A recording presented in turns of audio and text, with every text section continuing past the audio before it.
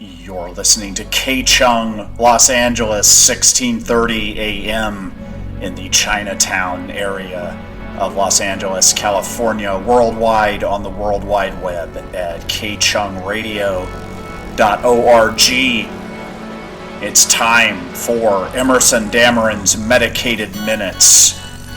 Dedicated site for the show is medicated-minutes.com.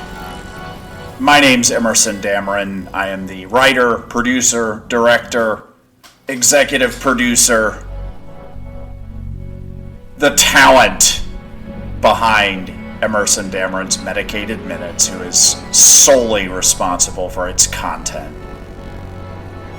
If we mention something on the show that should not necessarily be construed as an endorsement, if you take any advice given on the show, that's on you. We do have several sponsors. Most of them don't know about each other, so there should be no guilt by association. And the views expressed on this show do not necessarily reflect the views of anyone, particularly not the people at K-Chung. And maybe not even me. I'm rethinking a lot of this stuff as I go. The music in the background is by Chris Rogers.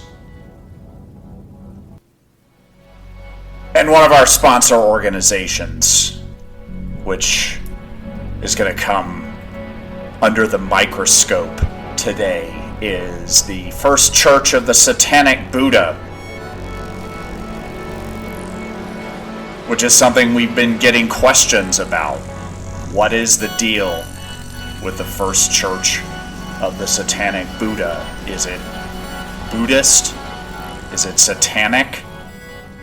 Is it both? How is that possible? Well, today, it's time to take a closer look at the teachings of the First Church of the Satanic Buddha. The church has 9 laws, but don't get too hung up on the notion of, like, I have to obey the law because that's the way things are. These are guidelines, but we refer to them as laws to convey the seriousness of what is being discussed, because once these ideas get into your life, they will affect you in ways that are not always easy to predict or perceive. But you will not hear the 9 laws of the First Church of the Satanic Buddha and come away unchanged. That much I can guarantee you. So they are referred to as laws to convey the seriousness of the matters under discussion. But the First Church of the Satanic Buddha is a fun-loving organization. There's a lot of humor in Buddhism, particularly in Zen Buddhism, as almost a distinct genre of humor associated with it. And of course, the Beastmaster is a laugh a minute. That's key to the appeal of Satanism and all satanic and satanic-flavored organizations. So, levity saves lives. That's the motto of Emerson Dameron's Medicated Minutes, and that certainly does apply to the First Church of the Satanic Buddha.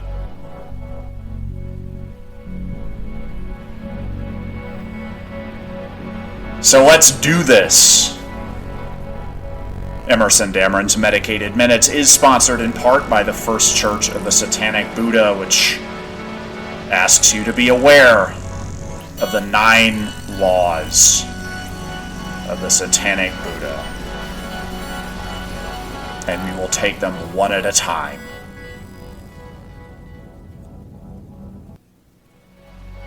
The first law starts with a familiar presumption that life is suffering. That's the first noble truth of Buddhism. And I think any discerning person would agree that suffering is abundant, it's varied, it comes in many guises. Some of them we don't see right away the suffering that's going on. It can come in disguised as pleasure. In cases of addiction, the thing that seems to save us from suffering ends up inflicting a lot more suffering than we were experiencing before we discovered that thing that presented itself as a nostrum. And experiencing huge amounts of pleasure tends to bring equal and opposite amounts of suffering. When we've been to the highest highs, we can then also experience the lowest lows, because we tend to perceive things by contrast. So, any amount of pleasure brings an equal and opposite amount of suffering. And the only way out of that is to live a perfectly bland, harmless, mediocre life, which is its own kind of suffering. So life is suffering. And Buddhism suggests that there is a way out of suffering. And it's pretty intense. You practice the Eightfold Path and meditate a lot, which can be a pain in the ass. Meditation sessions can be long and boring and sometimes can feel thankless when they're in progress. And it's frustrating to meet our minds, the agents and catalysts of our suffering, and see how ridiculous we are when we're alone with our thoughts and observe them. And we have to wonder, who is this psychopath? This very boring psychopath that I happen to be locked into this life with. Who am I talking to? Who is talking to me?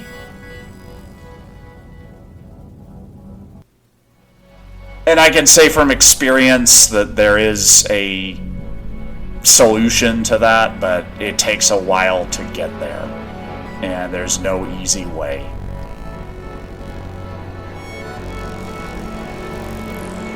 Another thing about suffering is that sometimes it's sexy. And not just in cases of hardcore masochism. I think a little bit of suffering, power dynamics, edging, psychological torment to turn up the heat to get us to a full boil. There's pain in that, and suffering. And for most people, I think a little bit of that in some form is necessary to get off. And as Satanists, the First Church of the Satanic Buddha fully supports that, as long as we're talking consenting adults, everybody's into it. Life is suffering, which can be sexy. first law of the Church of the Satanic Buddha.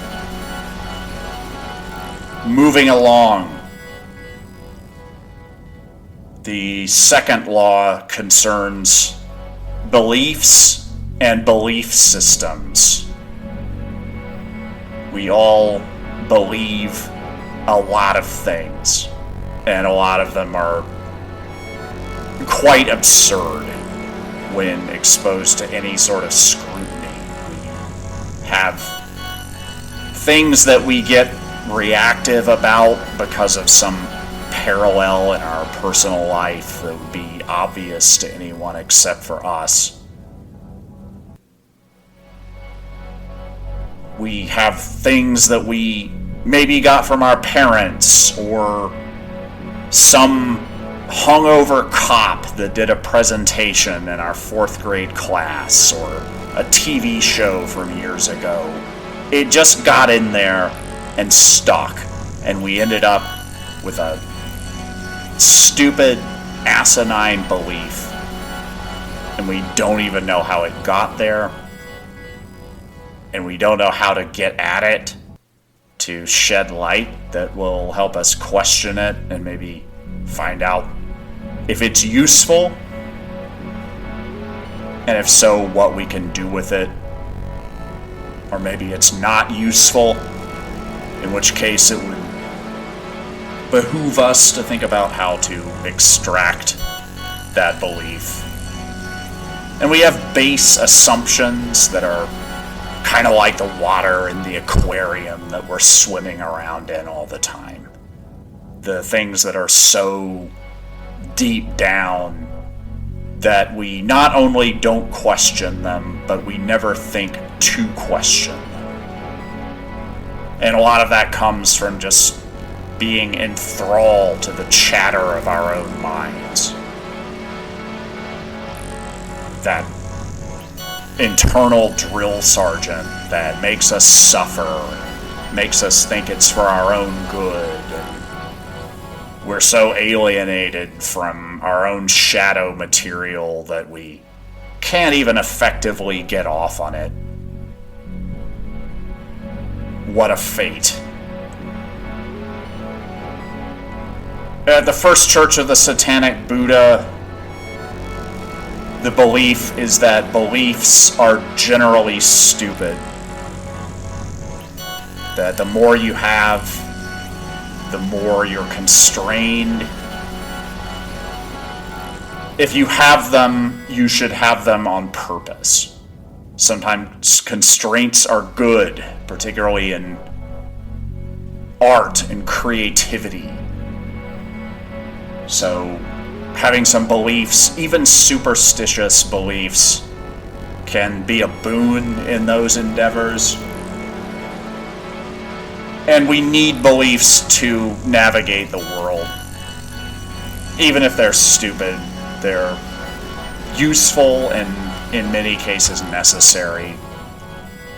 The First Church of the Satanic Buddha believes that to the extent that one has beliefs, they should conform to the best of what we know from a scientific reason perspective. You definitely don't have to believe in God unless you have some kind of fetish, in which case, go for it. There is no kink shaming in the First Church of the Satanic Buddha.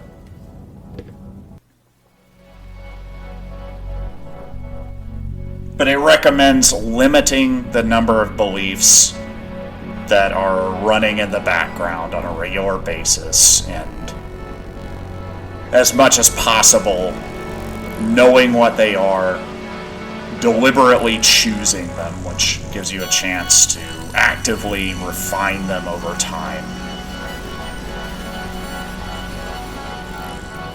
Law number 2 of Satanic Buddhism. Having beliefs is probably a waste of time, but sometimes you need them, so when you have them, they should conform to scientific reason and help you get what you want. to the extent that you're not hurting anyone else. And you don't have to believe in God unless you got a really sexy God complex. Law number 3. And this is when we get into the practices. In Buddhism, there is the Noble Eightfold Path.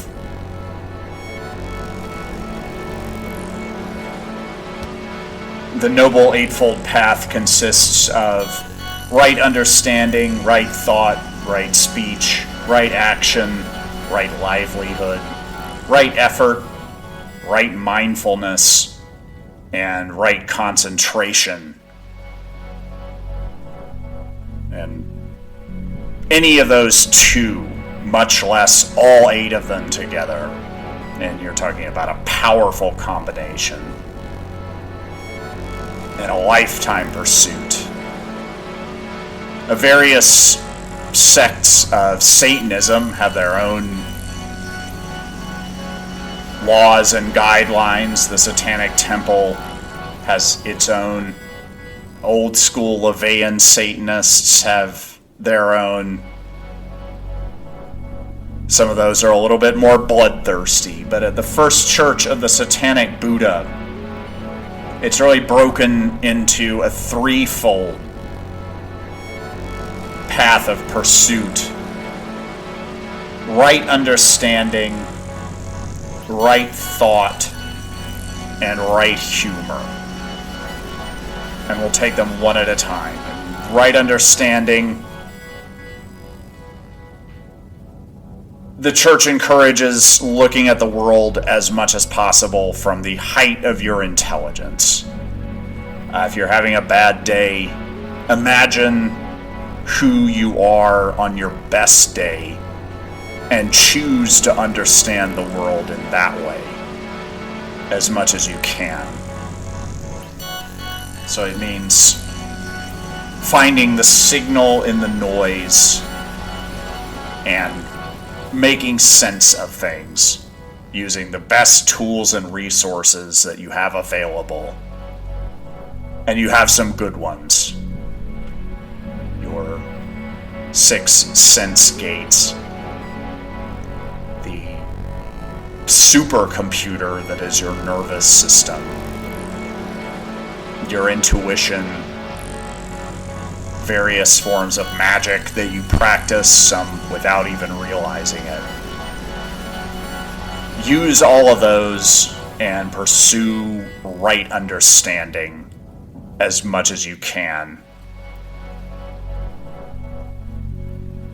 And that will yield good results, particularly when practiced in conjunction with right thought, which is recognizing that you are what you give your attention to. And generally speaking, that's one thing at a time. And in many cases, it's the same thing over and over, hundreds, maybe thousands of times a day, over the course of years. And the practice of right thought is thinking on purpose. Taking a beat, getting aware of what it is that you're thinking about, and then deciding, is this really what I want to be thinking about? Is this useful right now? And if it's not, you have the option of bringing your attention over here for a bit. See how that goes. It's not easy because we are not our minds. That's a whole other thing that is addressed in another law, but if we were doing the thinking, we could just stop it. And when we try to do that, we realize that whatever it is that we identify as the thinker is not on the job in the way that we might hope. But right thought means right attention, and that is the practice. So, when you get stuck on something you don't want to be stuck on, try sticking it somewhere else and see how it goes. The third piece is right humor, which is a little bit paradoxical. It's a little bit oxymoronic. A lot of the best humor is wrong. But humor is essential. It transcends right and wrong, or good and evil. It can be used for many purposes, some toward, some untoward. But always try to think about things in terms of, first of all, what can I learn from this? Second of all, what's funny about this? Because levity saves lives is not something we joke about. Well, it is something that we joke about, but it's also dead serious. So, number 3, practice right understanding, right thought, and right humor. That's the third law of Satanic Buddhism, and we move on to number 4, and this one's all about you. Because you gotta celebrate yourself, glorify yourself, fall deeply, madly, texting at 3 a.m. in love with yourself, and let it happen. Let it flow. Give it up. Give in. Love yourself as hard as you possibly can. In Satanism, your birthday is the most sacred day on the calendar. And you gotta give it up for yourself. Because you are the sexy beast that you want to see in the world. You have to be. That's your job. That's your responsibility. And that can be immensely fulfilling if you're really celebrating yourself. And also recognize that yourself is an illusion. It's a compelling one.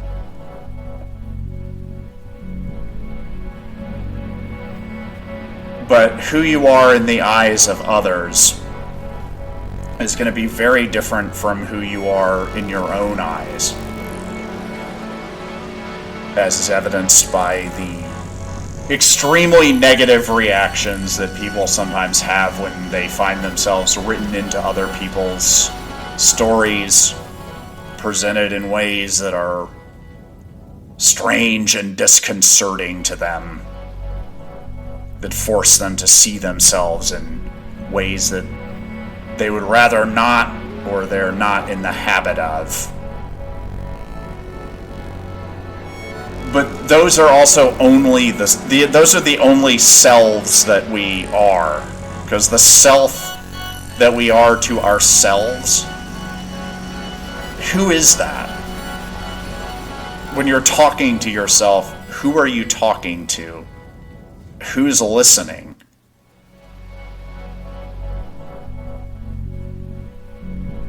That person doesn't exist. There is no self. There is no you. That's an illusion. If you go looking for it, you will not find it, and you will find that there is no seeker to be seen either. When you try to point at whatever it is that's doing the looking, that also disappears. And the self goes up in a puff of smoke, and you are free. You are awakened. Of course, it's not that easy. Many contemplatives spend, some say, multiple lifetimes trying to make this happen, but you can take it on faith that there is no you. There is no self. It's never been found. But love yourself anyway. Celebrate your birthday.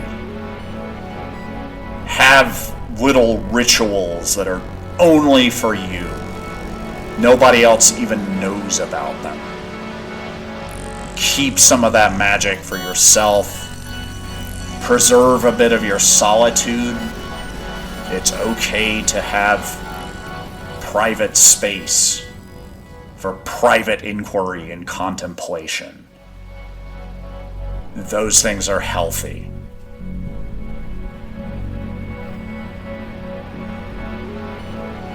It's not that you only exist in the eyes of others. It's really that you don't exist at all, and the only way to fully realize and live that is preserving some solitude. So, don't be afraid to set boundaries. Don't be afraid to have your own space. Do not be afraid to celebrate yourself and love yourself like crazy, with the knowledge in mind that in some ways we're really all one. Every one of us is a variation on an ineffable theme of life expressing itself, which is powerful enough to blow away any of our trappings of identity, who we think we are, who we want to be. Relatively insignificant when we eventually die and merge into a larger consciousness, like a drop of rain hitting the surface of the ocean. So, love yourself. Recognize that there is no you, and your self is an illusion. And make it your mission on Earth to love yourself and love everyone else to death. The fourth law of the Church of the Satanic Buddha. Number 5 is similar, kind of a variation on a theme. We take a lot of things personally. We tend to experience things that happen as a reflection on who we are on some kind of essential level. And this is a path to barking madness. People are not invested in who we think we are enough for their own actions toward us to be read as any kind of meaningful commentary on that. People are short with us, or treat us poorly, or are disrespectful and hurtful because of the hurt that's in their own lives. Their behavior is a reflection on them. A lot of times it's that shadow material or repressed emotions leaking in.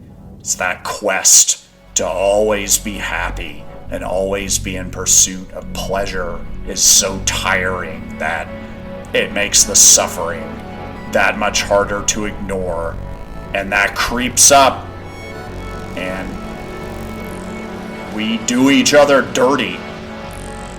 People can be awful to each other. I've experienced that. I've been awful to other people.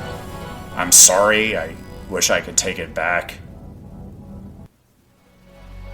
And I hope that we can practice together not taking things too personally.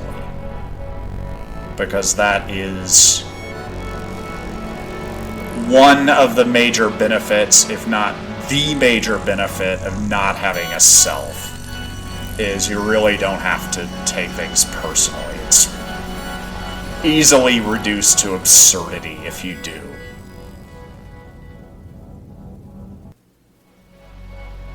That doesn't mean you should be too quick to forgive. If somebody mistreats you, it's probably not about you. That much is safe to assume. But under no circumstances should you expect yourself to put up with people continually violating your boundaries. If you let them, they'll keep doing it, and it'll get harder and harder to push back. So, don't take it personally, but you don't have to be a pacifist. It's okay to defend yourself, and it's okay to establish and protect your boundaries using the language that the people who would intrude on them will understand. And sometimes that means you've got to get aggressive. You don't have to get mad. You can get angry if anger is useful in this context, which maybe it is. Maybe the passionate feelings that come from feeling wounded can be catalyzed to make big things happen. If you can do that, then make anger your friend. Put it to work for you. And sometimes you have to retaliate. Sometimes it can be tempting to make an example out of somebody. It's always important to understand whether or not that's really going to help you, if it's going to help you at all. Sometimes getting really wrapped around the idea of revenge can do a lot more harm to us than it does to the other person.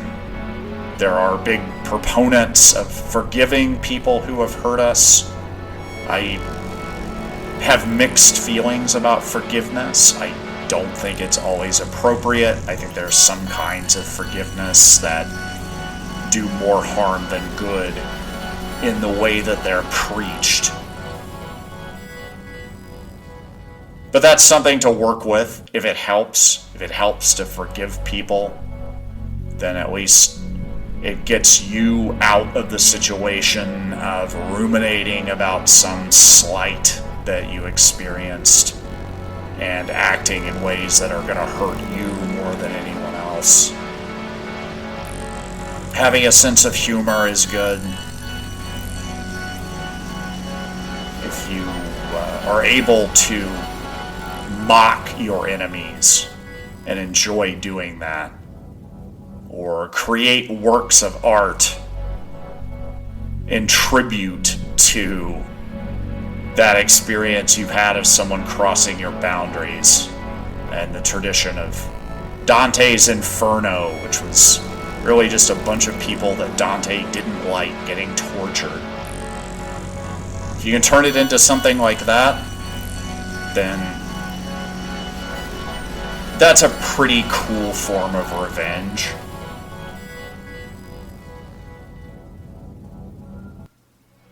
But don't take things personally.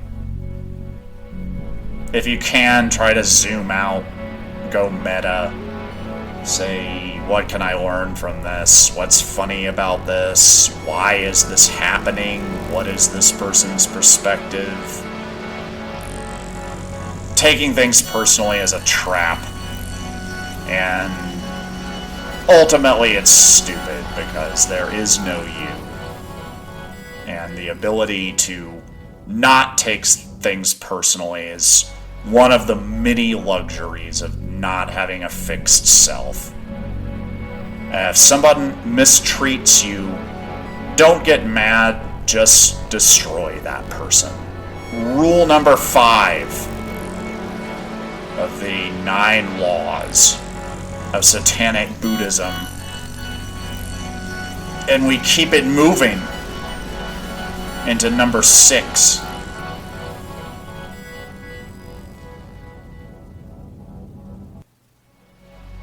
Sometimes it can feel cathartic to complain, to just let it out when we're frustrated. That can also yield good works of art, angry essays, some of which go viral online.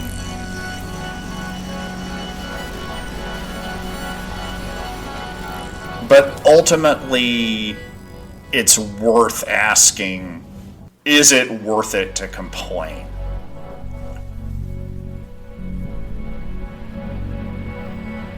Some people practice the rule of don't complain, don't explain.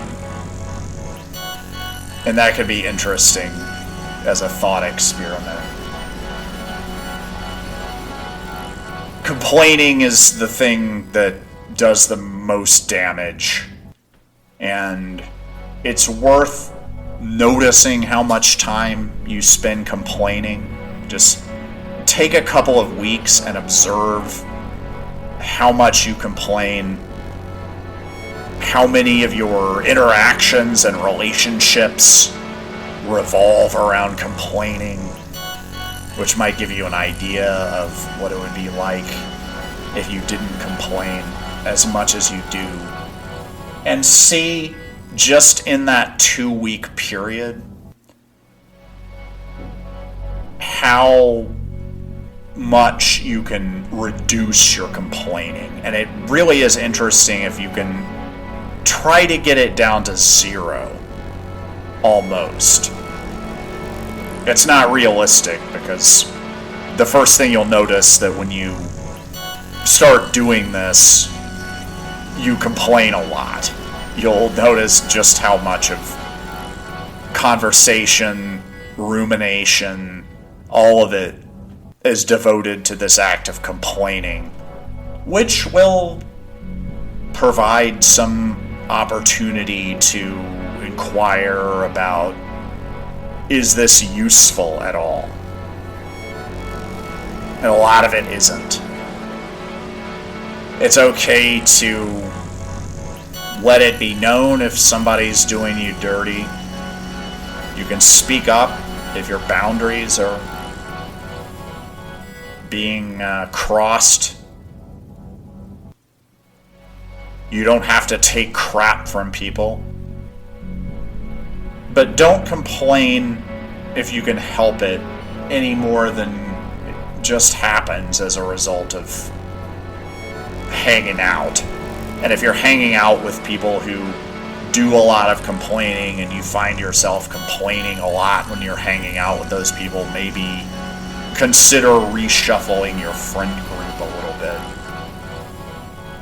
But especially don't complain when you can just quit. There are so many things in life that feel like obligations, that make us feel like we're stuck with them, like we have to do that, there's nowhere else to go, this is how it is, and we just have to take it, and a lot of times that's not the case.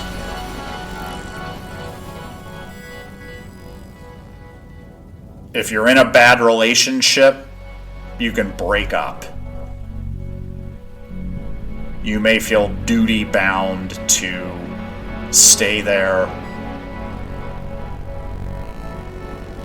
And a lot of times that feeling of guilt and obligation will breed contempt, which will sometimes present itself as all kinds of hurtful, even abusive behaviors, cheating and lying and not investing in the relationship, cutting the other person down. All of that can be avoided if you just leave. So if you want to get out, you can get out. And that might be painful for the other party involved, but in the long run, that's the best mitzvah that you can do for that person. If you know that it's over, just quit. Don't complain. Don't harbor resentments. Just GTFO. And this applies to jobs as well.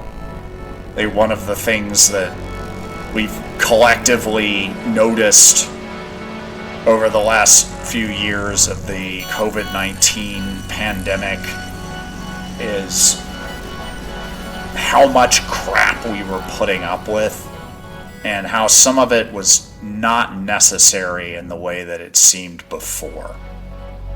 I know the subprime mortgage collapse and the worldwide economic wipeout in 2008, 2009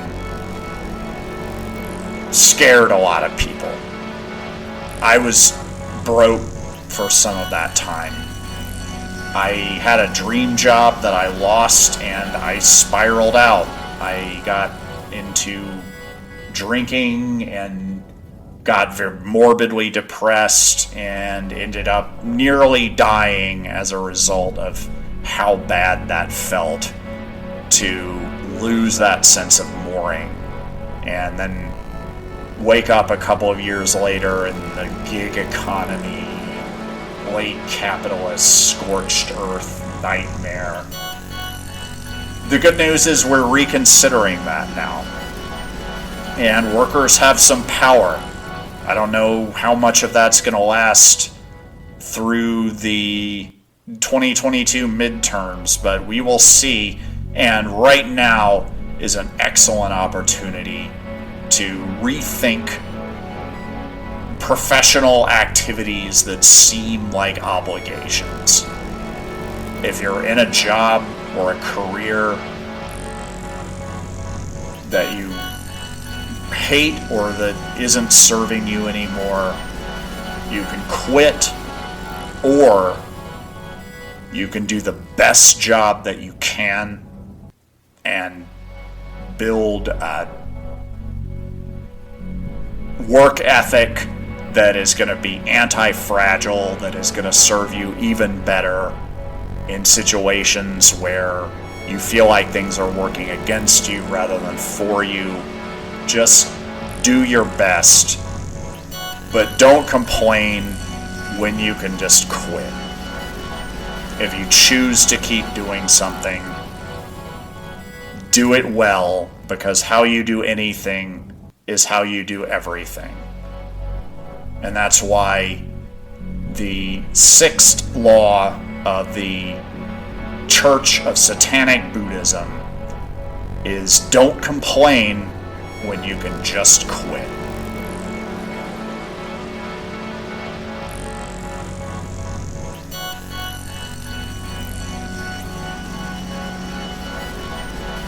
And by now, perhaps you might be feeling a little bit down on yourself. Like some of this maybe is giving you pause to reconsider your life and your place in the world in ways that make you feel a little bit uncomfortable. That's normal. That's something to sit with. That can be very valuable. When there's resistance, usually means there's something valuable on the other side of that. But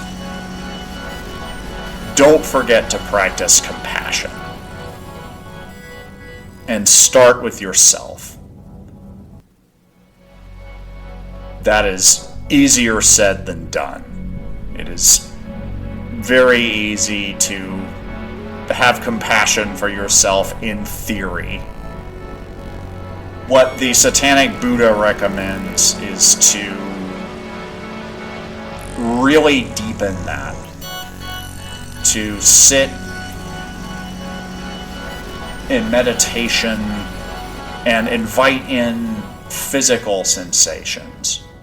Run your fingertips over your skin. Feel how warm and soft and alive you are. That life that only lasts in its current form really for just this minute, this moment. That one right there that you just missed. That's the one opportunity to be this person in this moment. And what that person needs is that crazy love that makes your birthday the most sacred day on the Satanic calendar.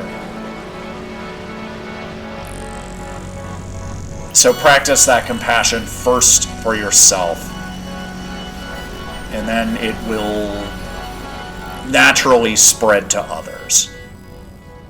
Like, the more you love yourself, the more love there will be, and you'll want to spread it around because that's hot.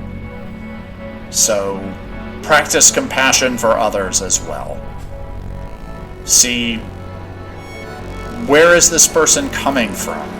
What's their angle? How would I feel in that position? And understand everyone's got their own stuff going on. And everyone really needs a lot more compassion than they're getting, because it's an infinite, renewable resource once you tap into it, but we need to tap into it a lot more than we do, because this world needs a lot more compassion than it's getting. So don't be afraid to practice compassion for yourself. Don't be afraid to spread it around. You can start with the inner circle, the people that you know have your back, where there's been continuity, and knowing the same people, even as you've changed in your own ways. There's still that shared history with inside jokes and references, and that's very grounding. We are different people from moment to moment, but we need a little bit of continuity, much in the way that we need beliefs if we're going to get anything done. So give it up for those folks. The long-term ride or die people that have loved us for years and know all of the major criticism and have chosen to continue to love us regardless. Give those people some love and some compassion, and then spread it out a little bit further to people that you pass on the street, to the person who makes your coffee, to rideshare drivers, people you encounter. The more compassion you spread around, the more bubbles up. So when you've really got it going, let those people have a little bit of compassion too. And then once you get in the practice of that, and that starts to feel good, try giving just a little bit of compassion to the folks that you don't like so much. Maybe somebody that let you down, somebody that took advantage of you in a weak spot, somebody that's difficult in ways that are hard to describe, like you just don't get along. There's a huge opportunity there to see what it is that's causing that friction. Like sometimes you know right away that person is a Chargers fan and I'm a Rams fan, and we're never gonna get along, and okay. But if you don't understand why it is that somebody rubs you the wrong way, there's an opportunity for that person to be one of your great teachers. So see if you can have a little bit of compassion. Up to a point. Because while it is important to practice compassion and can be quite rewarding,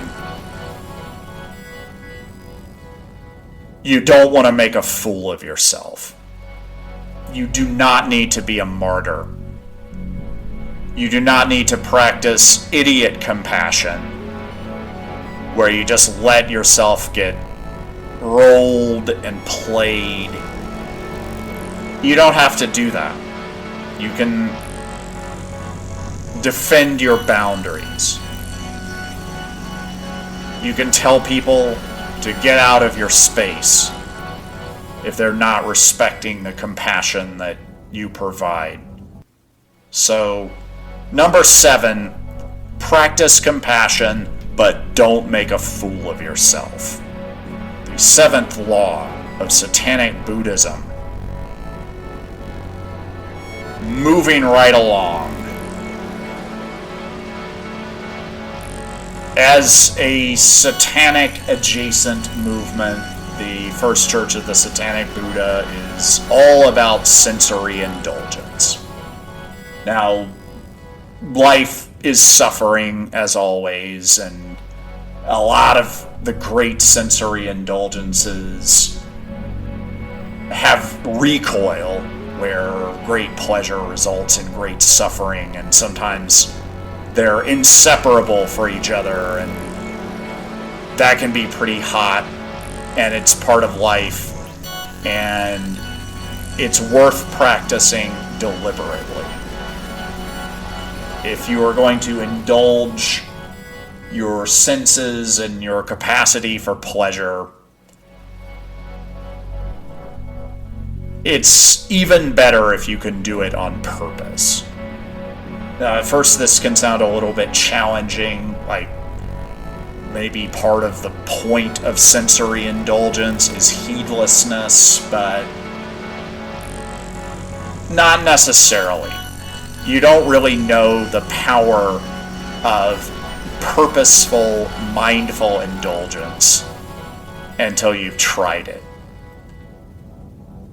There is an art to losing control.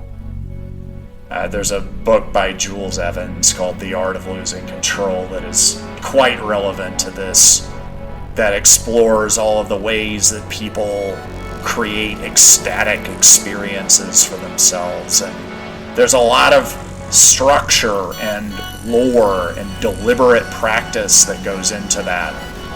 And that is fertile ground. So practice indulgence. And practice renunciation. Sometimes the most educational experience you can have is just being bored out of your skull for an hour. And that's what a lot of meditation practice boils down to.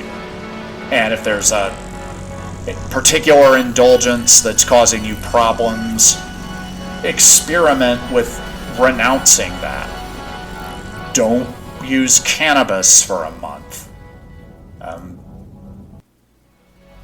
Maybe your indulgence is complaining. You can have a rubber band around your wrist and just snap it when you have a whiny thought. Experiment with renunciation, because that's the flip side of indulgence, and it can be super hot and kinky as well. Sometimes renouncing the thing that you most want to indulge in can be a full body orgasm immediately. And then when you do get to indulge in that thing, you'll appreciate it on a whole other level.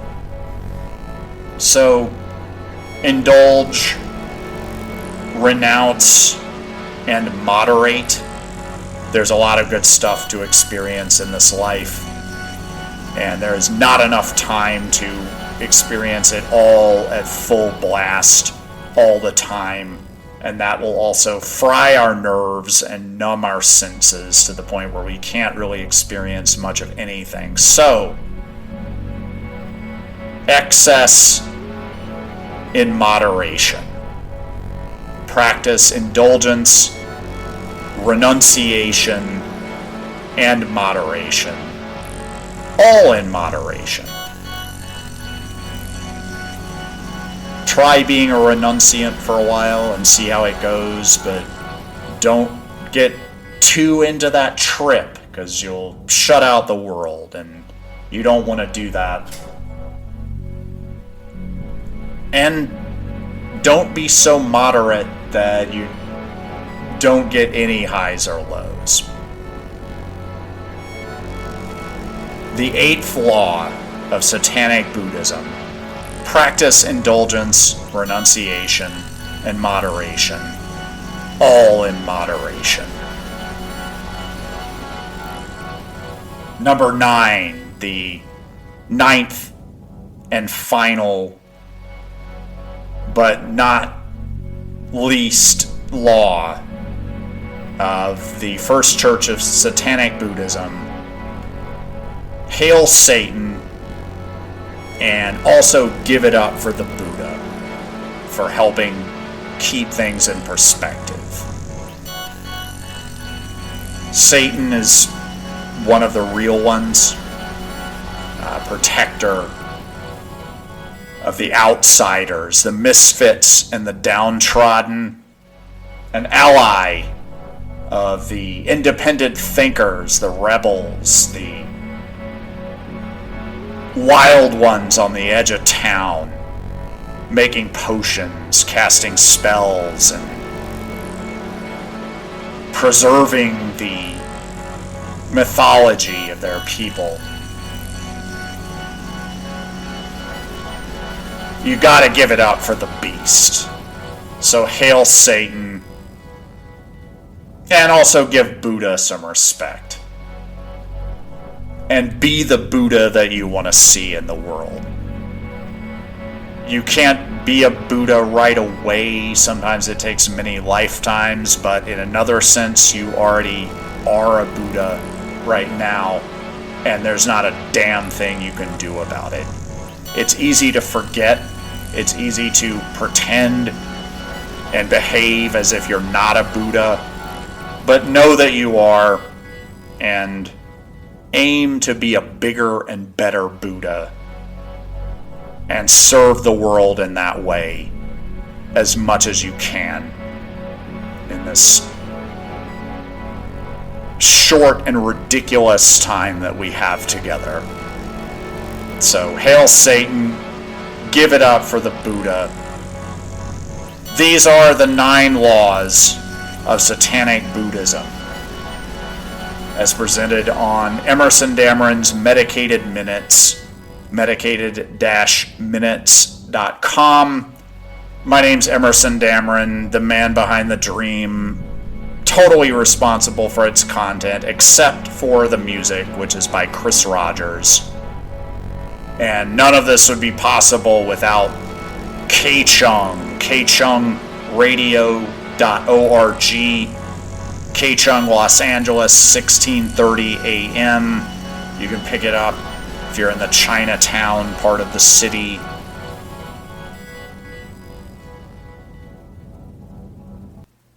Hail Satan, give it up for the Buddha. Levity saves lives.